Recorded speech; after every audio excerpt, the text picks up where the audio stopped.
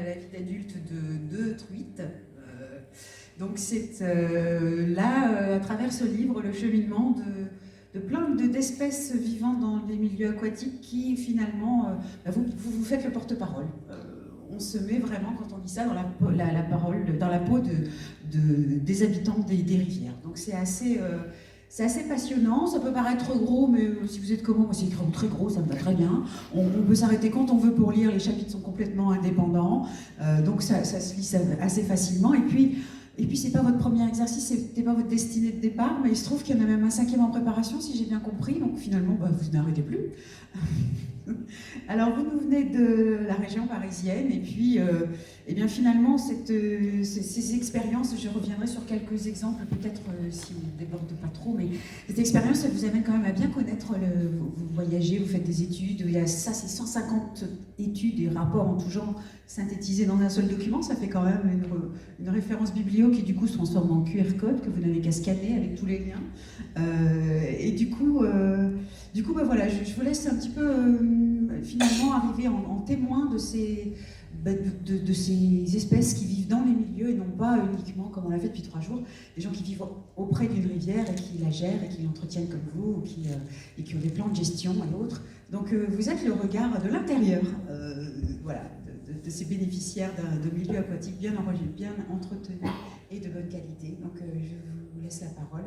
Et puis on se retrouvera tout de suite après, si vous le voulez bien, sur scène. Merci beaucoup pour cette sympathique présentation.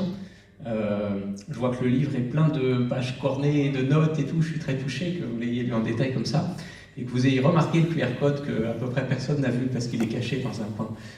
Ça me fait plaisir. Je suis très heureux d'être là parce que c'est un événement dont je partage tout à fait les valeurs. C'est vrai que je passe plus de temps la tête sous l'eau ou à regarder sous l'eau que hors de l'eau, mais c'est formidable qu'hors de l'eau, il y ait des gens comme vous qui s'occupent de ce qui se passe sous l'eau. J'admire énormément votre travail et donc je suis ravi de vous en parler et de vous parler de cette admiration un petit peu aujourd'hui.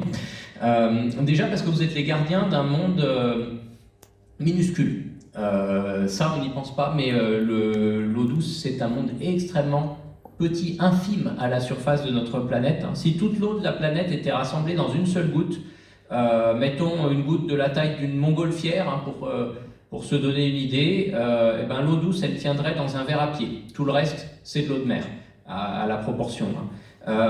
Et cette eau douce, de ce verre à pied d'eau douce, il est à 2/3 sous forme de glace. Donc une fois qu'on a retiré les glaçons, le petit tiers restant, il est lui-même à 99% dans les sols. La minuscule petit fond de verre qui va nous rester alors, moins d'1 millième de l'eau sur Terre, même ça, vous en avez à peu près 20% dans le lac Baïkal, une bonne partie aussi dans les grands lacs américains. Donc, si on prend vraiment ce qui coule dans les rivières, c'est même pas une minuscule goutte devant la montgolfière. Donc les rivières, c'est un monde absolument infime. Et en même temps, ce monde infime, il est indispensable. Ces petites gouttes minuscules, elles sculptent notre planète, elles creusent les canyons, les régions, les vallées, elles dessinent la nature, le vivant comme le non-vivant, et elles dessinent aussi la culture, qui n'est qu'une vision homo sapiens centrée de la nature. On n'a pas beaucoup de départements en France, par exemple, qui n'est pas le nom d'une rivière. Alors, ce monde, c'est aussi un monde invisible. La surface nous sépare de lui, quelques microns, c'est même pas vraiment défini la surface de l'eau parce que les molécules d'eau sautent en permanence d'un côté à l'autre de ce miroir, mais comme ça, cet effet de miroir, ça nous cache tout ce qui s'y passe et qui est pourtant très important, vital pour nous, et ça explique en partie pourquoi c'est un monde aussi méconnu. Mais il y a des choses plus fondamentales encore que ça qui font que l'eau elle est méconnue. La physique de l'eau elle-même, elle est très mystérieuse. Rappelons qu'on ne sait toujours pas comment l'eau coule scientifiquement. L'équation de Navier-Stokes qui régit le mouvement d'un fluide comme l'eau, on n'a pas encore de solution. On ne sait même pas démontrer si elle a ou non de solution. Il y a d'ailleurs $1 million à quiconque trouvera la réponse. Mais c'est quand même, on est sur un monde extrêmement mystérieux. On raconte souvent qu'on connaît moins bien l'océan que la surface de la Lune, mais clairement, on connaît encore moins les rivières que l'océan. Alors, c'est ingrat, forcément, de protéger quelque chose d'invisible et dont, à part quelques initiés, tout un chacun ignore l'existence. Mais il faut le dire, vous êtes les gardiens d'un monde merveilleux. Dans l'eau douce, il y a des choses absolument fabuleuses. Des moules d'eau douce de 150 ans, des tritons capables d'être éternellement jeunes, des anguilles qui naissent à 6000 km d'ici et qui y retourneront un jour à la nage sans s'alimenter pour se reproduire. Donc 6000 bornes à travers l'Atlantique sans se nourrir. Des brochets qui ont une accélération de 25 G quand ils fondent sur leur proie. Un pilote de chasse s'évanouit à moins de 9 G. Des petits vers parasites qui manipulent le cerveau des gamards pour qu'ils se fassent manger par des poissons afin de compléter leur cycle de vie dans l'estomac du poisson. Il y a des choses merveilleuses et horribles à la fois. J'ai vu une truite fario de toute beauté, là je peux pas m'empêcher de repérer les truites lorsqu'il y en a, un vieux réflexe de pêcheur. Une truite fario sauvage, le liseré rouge sur la nageoire adipeuse, ne trompe pas. Ça aussi, c'est merveilleux. La truite... c'est le vertébré le plus varié au monde génétiquement. Il y a plus de diversité génétique au sein des truites de la France que dans toute l'espèce humaine. Voilà, quand on regarde des papous aux Esquimaux, c'est beaucoup moins varié que des truites fario de Picardie à celles de Méditerranée. Donc c'est quand même assez génial, mais c'est une règle générale, la truite n'est qu'un porte-parole, mais la biodiversité des rivières, elle est absolument fabuleuse. Donc je vous ai dit tout à l'heure, l'eau douce liquide dans laquelle vivent les créatures vivantes, c'est même pas 1/1000 de l'eau douce, de l'eau salée des océans, donc en volume c'est même pas 1/1000, c'est un 20 000e en fait quand on regarde le calcul. Et pourtant quand on regarde par exemple le nombre d'espèces de poissons, il y en a autant dans l'eau douce que dans l'eau de mer. Donc ça veut dire que les espèces de poissons sont 20 000 fois plus riches et variées à volume égal dans de l'eau douce que dans la mer. C'est vrai pour les poissons, mais c'est vrai pour la plupart des ordres du vivant. Donc tout ça pour dire que les rivières, c'est un concentré de biodiversité 20 000 fois plus important que l'océan. Donc pas besoin d'aller voir des documentaires sur les récifs de corail, sur l'Antarctique ou sur l'Amazonie. Le merveilleux de la nature sauvage et variée, on l'a sous les yeux, chez nous, et c'est vous qui le protégez. Mais encore mieux, ce monde que vous protégez, il nous protège. On en dépend au quotidien. Et ça, c'est important parce qu'on ne le voit pas du tout. On l'a complètement oublié. Aujourd'hui, on a un rapport à l'eau, déviant. Pas l'eau déviant, mais on a coupé le lien qui nous unissait à l'eau. Quand on regarde historiquement ce lien, le fait que la biodiversité aquatique, elle nous protégeait, qu'elle nous faisait vivre, qu'elle était indispensable pour nous, autrefois, c'était une évidence. On vivait au rythme des rivières. Tout à l'heure, avant d'arriver ici pour prendre le train, j'étais dans un petit village de pêcheurs, Paris. Paris au néolithique, c'est une pêcherie de saumon, rien d'autre. Si les gens se sont installés là, c'est parce qu'il y avait des méandres propices pour bloquer les saumons au moment de la remontée, et ça nourrissait des peuples entiers. Encore au Moyen-Âge, à Paris, on pouvait payer son loyer en anguilles, c'était courant. Alors les loyers parisiens ont augmenté depuis, et les anguilles ont diminué, mais ce qui s'est surtout passé, c'est qu'on a coupé notre rapport à l'eau, et qu'on ne considère plus le monde aquatique comme un monde vivant et habité avec lequel on puisse avoir un lien. Pourtant, on a tous des ancêtres dont la vie a été sauvée par une sangsue, typiquement. Ça a désinfecté des générations et des générations de blessures. Le ramassage de sangsues était une grosse activité en Europe, sans parler de l'osier, la vannerie, ou de choses un peu plus bizarres. Par exemple, la loche franche, ce petit poisson bio-indicateur, là, nous donnait la météo. Il y a eu toute une époque où on utilisait ce poisson un peu comme les grenouilles dans un bocal, et puis il était pris d'une nage frénétique quand il y avait des grosses dépressions orageuses. Ça permettait d'avoir une indication météo. Aujourd'hui, tout ce genre de lien, il y en a plein d'autres. On pêchait avec des loutres, par exemple. Vous voyez, on arrivait à comprendre le langage des loutres et à les apprivoiser. Alors, soit c'était des loutres domestiquées, un peu comme des chiens, soit c'était carrément des loutres sauvages, mais avec qui on s'alliait. Quand je dis on, c'est toute l'Europe, mais aussi l'Asie, certains pays d'Afrique, d'Amérique du Nord, des peuples d'Amérique du Nord, etc. Donc, c'est vraiment tout un lien qu'on a perdu. En fait, tout ça, ça a disparu. Bon, à part quelques pêcheurs, peut-être quelques chasseurs traditionnels, des gens qui pratiquent certaines cueillettes, mais en gros, ça a quand même vraiment, tous ces liens, on les voit plus. Pourquoi ? Parce qu'à mesure que la biodiversité disparaît dans la nature, elle disparaît dans nos cultures, on s'en éloigne et on l'oublie.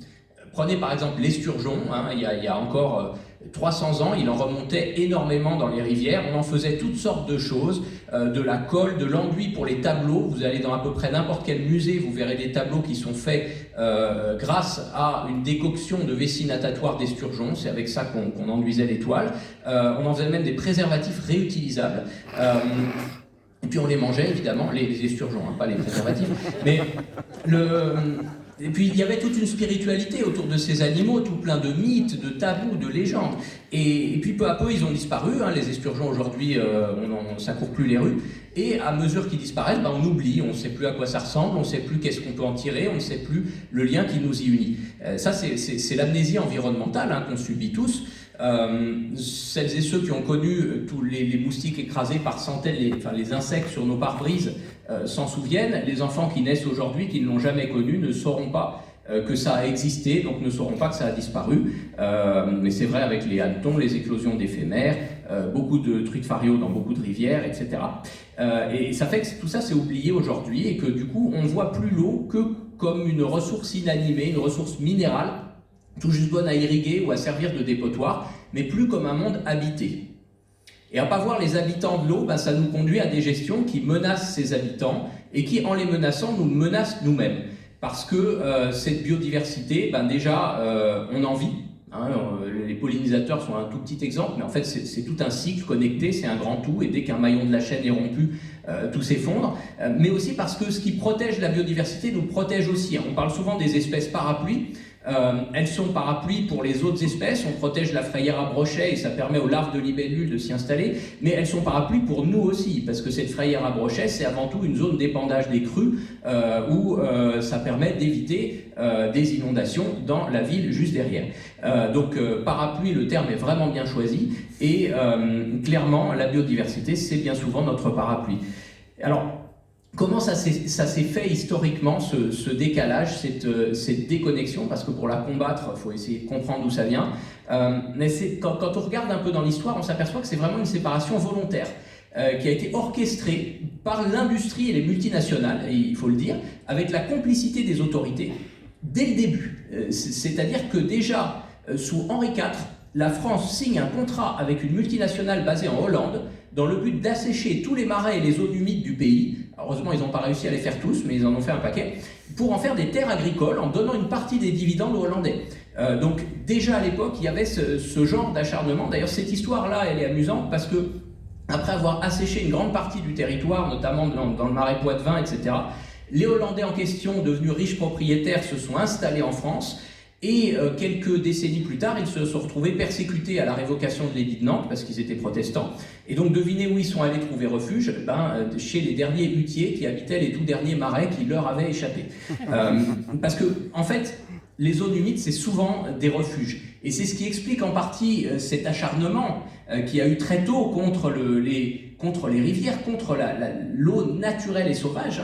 C'est que c'était les dernières zones libres, c'était des lieux qu'on appelait des communs, qui appartenaient à tout le monde, donc à personne, ou plutôt à personne, donc à tout le monde, qui échappaient à la propriété privée, où on pouvait pratiquer la vaine pâture, donc faire pâturer les bêtes sans être propriétaire des terres, la chasse, la pêche sans vraiment de règlement, toutes sortes de petites activités. Et ça, pour l'État, c'était autant de perdus, autant de forces de travail, de main-d'œuvre dont on aurait pu faire du profit.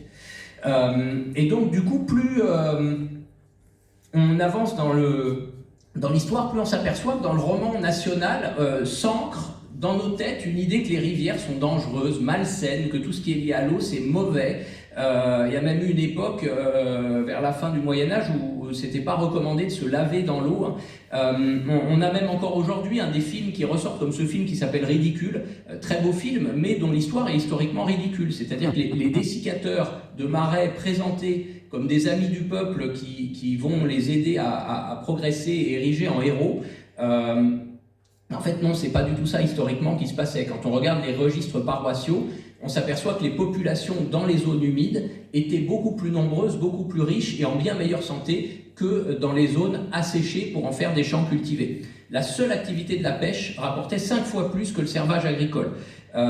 Donc c'est des sortes de légendes qu'on a ancrées comme ça. Le mot paludisme aussi, ça vient du marais parce que c'est lié aux moustiques, etc. Tout ça, ça ancre dans notre esprit cette idée d'une zone malsaine, dangereuse. On est passé d'une eau qui était sacrée à la préhistoire, même encore sous l'Antiquité, à une eau qui devient dangereuse, qui devient un ennemi. Et ça s'est poursuivi à travers tous les régimes. Ce n'était pas qu'une question d'ancien régime. À la Révolution, Danton promulgue la conjuration contre les carpes pour détruire les étangs qui, cette fois, sont associés au clergé. Vous voyez, la nature est toujours du mauvais côté, toujours du côté de l'ennemi. Un coup, c'est les gueux, un coup, c'est les nobles et le clergé. En ce moment, c'est les wokistes. Bientôt, ce sera les immigrés, les punaises de lit, je sais pas quoi. Mais en tout cas, comme elle n'a pas de voix, elle est facilement l'ennemi à abattre. Et cette guerre de l'eau, ou plutôt cette guerre contre l'eau, elle continue en fait aujourd'hui. Elle continue complètement aujourd'hui. Les ennemis n'ont pas changé du tout. À l'époque, la multinationale sous Henri IV s'appelait Société du Petit Poitou. C'était ça le lobby de destruction des milieux aquatiques. Bon, aujourd'hui, ça s'appelle FNSEA, mais à part les mots, il n'y a pas grand-chose qui a changé. Bon, et d'autres lobbies industriels, notamment agricoles, parce qu'il faut quand même le dire, la majeure partie des reculs environnementaux sur l'eau, destruction et pollution viennent de l'agro-industrie. Et dans la tête des décideurs, les logiques n'ont pas changé non plus, c'est-à-dire qu'on est encore comme à l'époque de Henri IV, où ils voient le profit quand c'est un rendement agricole à court terme, alors que le profit apporté par les services environnementaux d'une rivière en bonne santé, par exemple, pour limiter les crues, pour développer des activités vertes, pour augmenter la qualité de vie, pour favoriser la biodiversité, le bien-être des humains, toutes ces choses-là qui valent infiniment plus. Si on fait un simple calcul comptable de PIB, ben ça compte pas dans leurs chiffres. C'est un peu comme pour prendre un sujet que je connais bien, les poissons. Les décideurs considèrent que le poisson, sa valeur, c'est son prix au kilo lorsqu'il est pêché commercialement. Alors que si vous prenez un poisson vivant, il vaut infiniment plus par tous les services qu'il va rapporter à la biodiversité et même simplement à l'économie. Si c'est un poisson un tant soit peu gros, rare ou beau, il va y avoir beaucoup de pêcheurs qui vont s'y intéresser, qui vont l'attraper en le relâchant, qui vont consommer énormément pour ça. Et ça fait qu'il y a eu des calculs de fait. Un poisson vivant rapporte entre 10 et 100 fois plus qu'un poisson mort, pour la plupart des espèces, qu'elles soient d'eau douce ou marine. Mais ça, malheureusement, voilà, personne ne le voit. Donc les ennemis n'ont pas changé, les décideurs n'ont pas changé. La différence, c'est que maintenant, en face, vous êtes là. Du temps d'Henri IV, c'était des paysans avec des fourches, des braconniers avec des lance-pierres. Aujourd'hui, vous avez un réseau nombreux. Vos armes ont des noms compliqués avec des acronymes, mais c'est plus efficace que des fourches ou des lance-pierres. Et puis, l'opinion publique est avec vous. On le voit bien, la pétition contre la loi du plomb, 2 millions de signataires en quelques jours à peine. Clairement, on voit de quel côté le vent souffle. Malheureusement, le vent, on ne l'écoute pas toujours. Ce qui se passe en ce moment est déprimant, il y a des enjeux de plus en plus pressants, le changement climatique est en train d'accélérer les choses, de bouleverser les équilibres liés à l'eau, sa teneur en oxygène, etc. Urbanisation galopante, pression, enfin je ne vais pas vous apprendre ça, mais on n'a pas d'autre choix que de tenir bon.